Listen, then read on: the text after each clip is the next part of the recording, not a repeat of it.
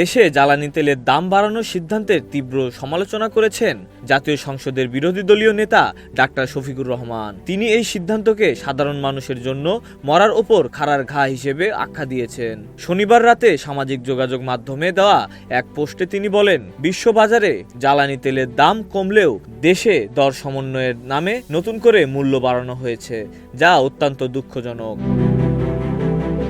তিনি উল্লেখ করেন, নিত্যপণ্যের ঊর্ধ্বগতির কারণে এমনিতেই সাধারণ মানুষ চাপে রয়েছে।